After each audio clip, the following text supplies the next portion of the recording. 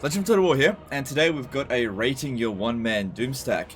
And what we've got here is Lord Mazdamundi, and he's managed to achieve maximum power Mazdamundi without using the Sword of Khaine.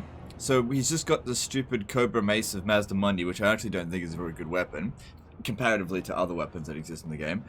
But anyway, we're besieging Khaine over here, besieging Lothern. But I would prefer it if they sallied out, so it's a field battle, because siege battles are actually way easier than field battles in this particular scenario. So, before we get into that, when we press the end turn, they will sally out and attack us. Let's go through and look at what he's done. What he's done here is very impressive. So, looking at his stats to begin with, he doesn't have very good melee attack and melee defense stats, but that's not the big deal here. So he's got 35% ward save, 65% physical resistance, so that's 100% physical resistance, which of course can only cap at 90. And then he's got 75% magic resistance, so he's got max capped for both magic resistance and physical resistance. So he's essentially at 90% ward save.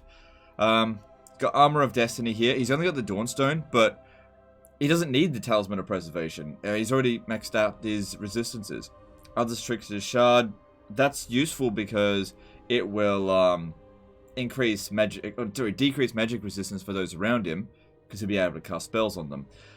Book of Assure, extra Winds of Magic, Zlak, yep.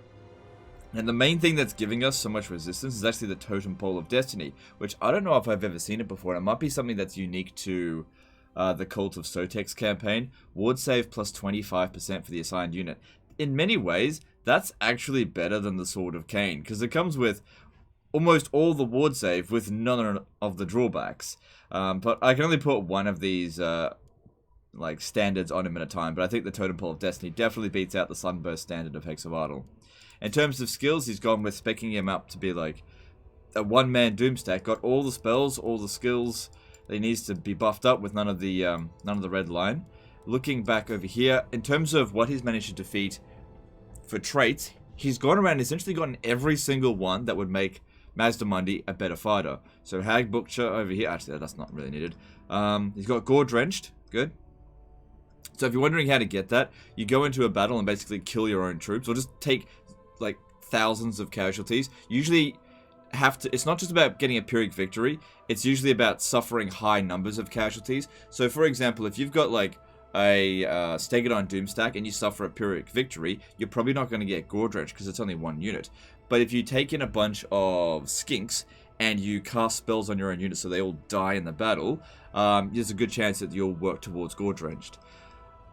Okay, so he defeated the Sister Twilight, that's not super needed. Defeated Ketep, Winds of Magic Power Reserve is good. Defeated Treacher Craventail, extra speed is good.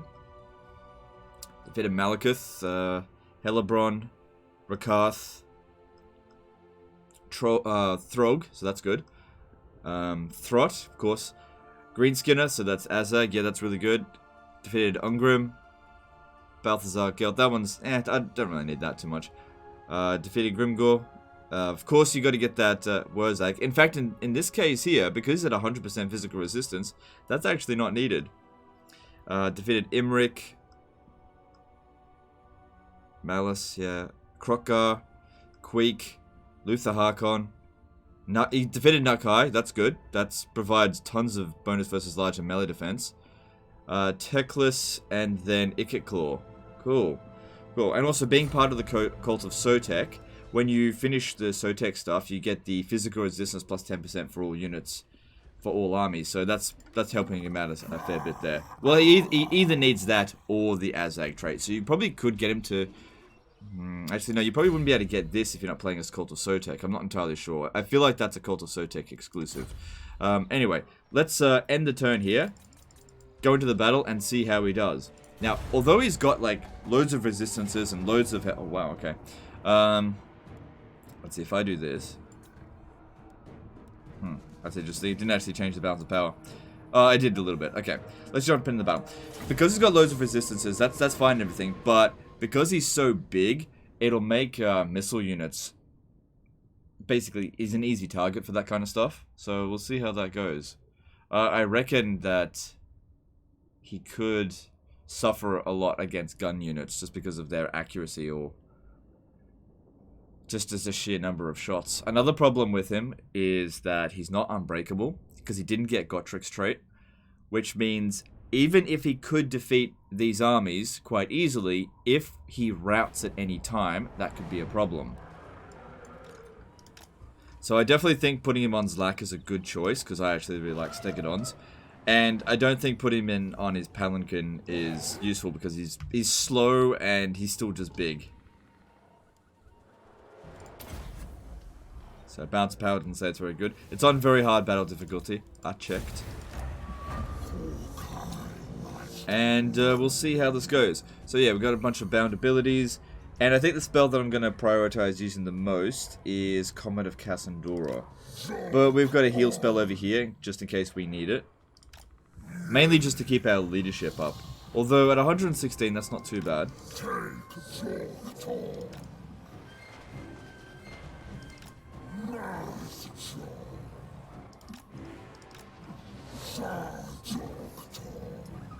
So yeah, he's a bit of a target. We're doing a bit of damage to him. I was kind of hoping it'd be a situation that he was so heavily armored and so many resistances that would do no damage to him, but that doesn't seem to be the case. So we definitely need to prioritize getting rid of their archers. Oh, that's not going to let me. Alright, if that's the case, I'll overcast a Comet of Cassandora here. That should get rid of most of them. Especially if this one comes into it as well. 2 for the price of 1. Come on, now. Nice! Good. We've also got this to jump up our leadership, just in case.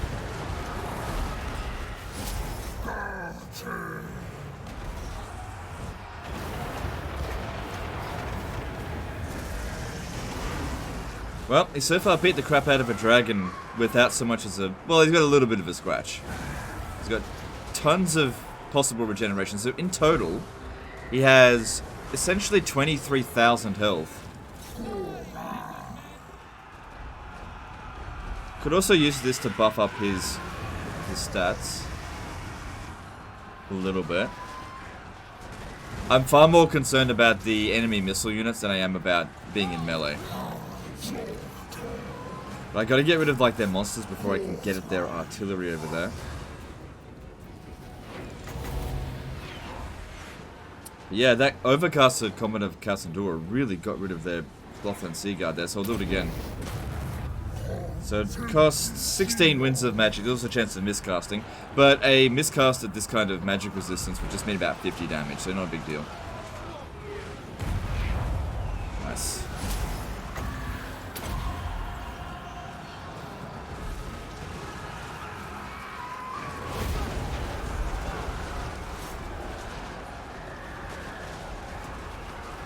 It's really good to see that somebody actually made a good one-man Doomstack without going to the Sword of Khaine. This is really good. Because, yeah, it's just really good. I mean, there's no drawbacks to having Mazdamundi as a one-man Doomstack like this. No drawbacks, apart from, you know, supply lines.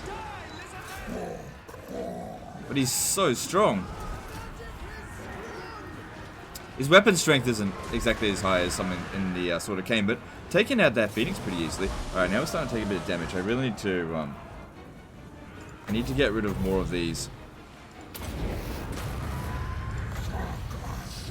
They're still running around us a fair bit.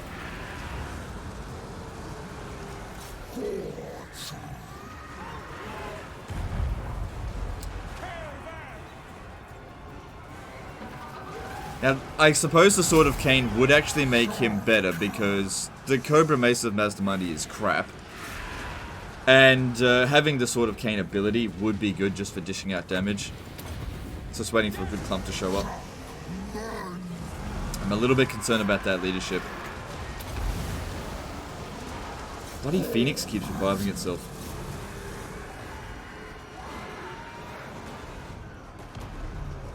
But yeah, I'd say it's definitely most vulnerable to missile-based armies like the High Elves or the Empire.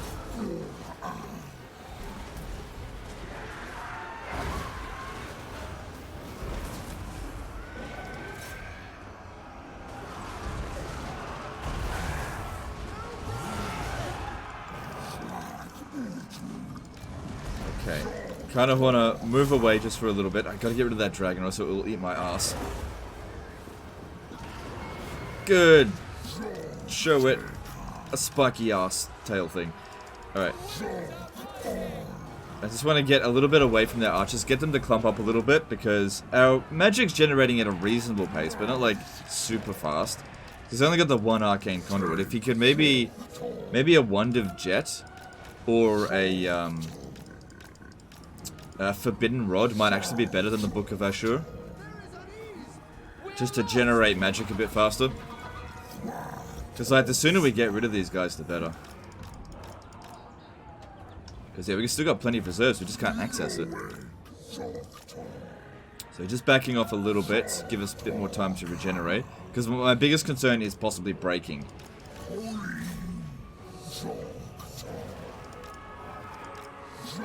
Okay, stay there. 2 for the price of 1 here. Go for that. Yeah, I've kind of warmed up to the overcasted Comet of Cassandora. It's okay. Magic is weak, huh? Tell that to these dead fucks. Wait, why am I using Skaven voice? God, let's get out of here.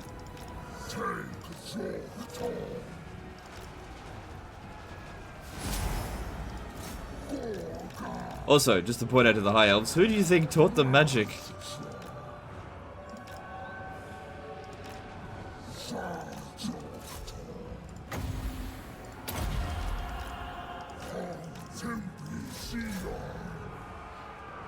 Well, that might not be the best cast. They kind of walked away from it. Oh, hang on, they're kind of walking back into it. Okay, that's good. That's good. See, one of the things that's necessary for a one-man Doomstack is the ability to actually kill off an enemy army at a reasonable pace, which is why melee lords, they have to have the Sword of Khaine, because, like, individually dueling every single one of these units, it just takes too long. Alright, I'm starting to take too much damage again. See, if that hits 0, we lose.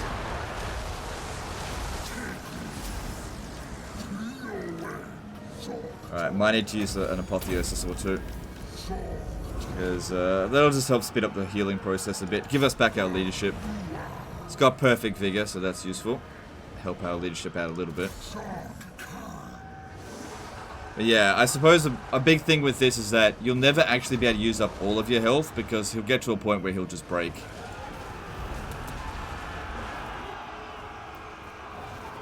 Unless you can go and get Gottrik's trade. If you did that, that would make it significantly better, actually.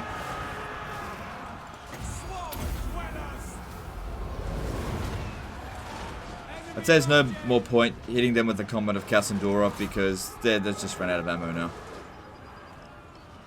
So, looking at the artillery, it's done a lot of damage, so yeah. Definitely would have been good if we could have gotten rid of them early. I can't quite get at them.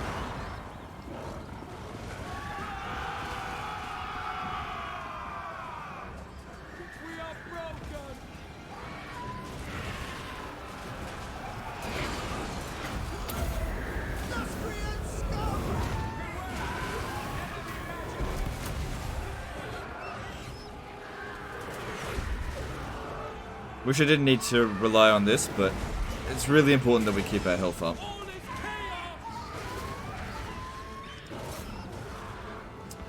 It's got some extra flame resistance as well. I mean, you can only get 90% resistance cap anyway, so a lot of these resistances are redundant.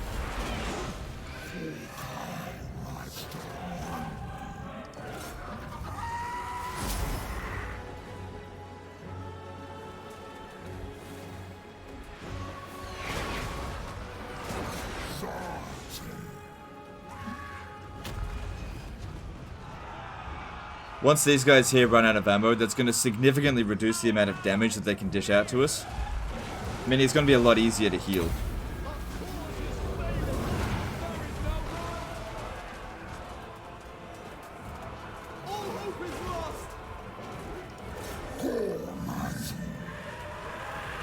You're just trying to swoop on me. That's my technique.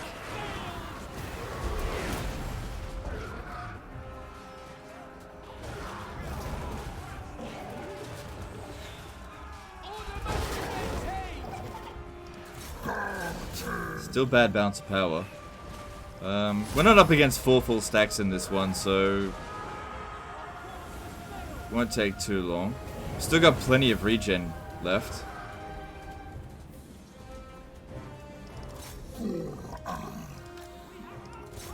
Yeah, I don't know if it's quite as good as Techless, but it's definitely close, because it's...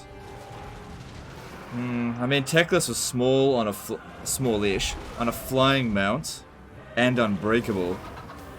And his magic is, I would say, definitely better than Mazdamundi's. Because you get Chain Lightnings for 5 winds of magic. That's way better than 16 winds of magic for Comet of Cassandora.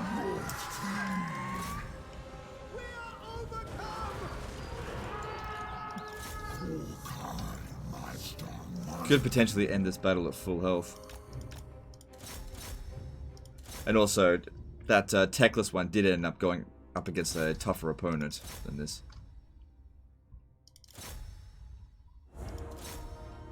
Yeah, they're still trying to look for my other army, which doesn't exist.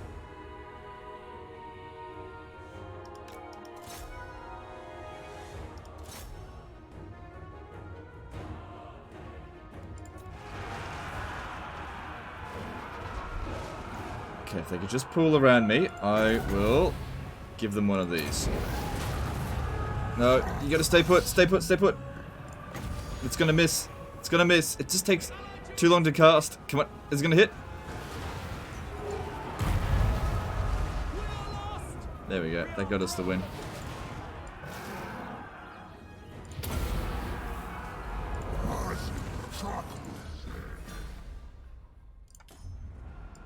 Alright, cool. And then just regenerate.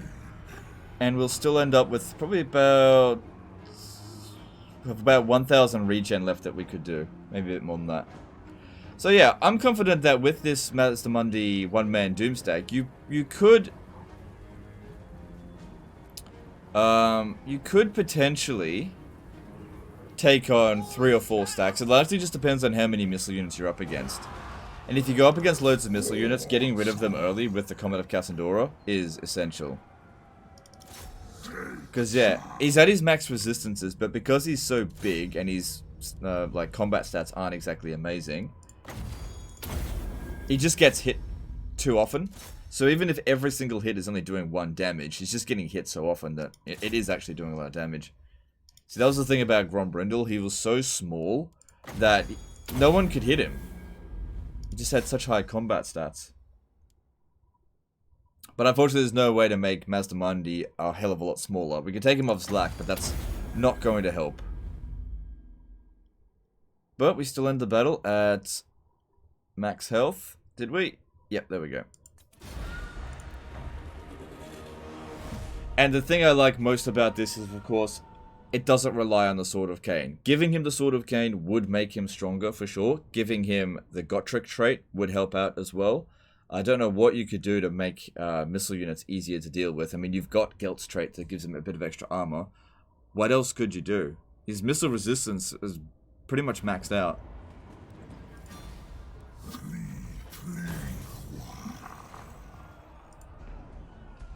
Yeah, there's not much more you could do about that. So I would say that Mazdamundi has pretty much reached his maximum potential there without having to pick up the Sword of Khaine, which I really like. I like what he did there. A lot of effort went into it. You can see the path that he went around. You can tell he didn't cheat because it would just end up in like teleport little pockets. Like he actually traveled through these lands looking for these ones because he did it fairly quickly, like 93 turns. You can see the pathway that he traveled through here to get, I don't know who we wanted to get down this way. Hunting down Krokgar over here. Going through here. I don't know why. Oh, I maybe want to get Imric's trait and oh wow, look, they're still around. And Malice's trait, and then the various other traits. Didn't need Isabella's. It's redundant. Doesn't stack with his already regeneration that he provides. But yeah, okay, in terms of rating this, I feel like I need to give it a 9.5, because it's not quite perfect. If he had Gotrek's trait, I'd give it a 10 out of 10. because I was a little bit concerned about routing. It's not quite as strong as Techless, and Techless was definitely a 10 out of 10. You could give the Lizardmen the Sword of Khaine. The only problem is the extra upkeep costs, because their economy is not that cheesable. So finances can matter for them, and their armies can be very expensive. But the public order isn't an issue, since they can infinitely increase their public order with Saurus, Scar Veterans, and Old Bloods. But yeah, I'd say 9.5, 9.9 essentially. It would really help if there was just no chance of him breaking in the battle. In terms of his items, yeah, I think as something to generate more winds of magic, generate it faster might be better than having more power reserve. Something like the Forbidden Rod. Of course, that one does damage to ourselves, but only a little bit. Or you could go with I don't see a Wand of Jet in here. Yeah, because he's already got the Greater Arcane of Conduit. I do think that that would be a little bit better. Yeah, because it shouldn't do much damage to you anyway. And as for this was fairly useful. I mean, you don't have magic damage done to you. What else could you? Divine Plaque of Protection, more ward save, more missile resistance. I mean, we're already at our resistance cap. That honestly, the Divine Plaque of Protection. That's pretty damn good. Yeah, I'd probably put that on instead. I don't know. Anyway, that's the end of this one, guys. Let me know what you think about this one-man Doomstack in the comments below. Really appreciate the guy going through all the effort to do this. This was a really good one. And I enjoyed this. Appreciate you guys, and I'll see you next time, fuckers. Bye.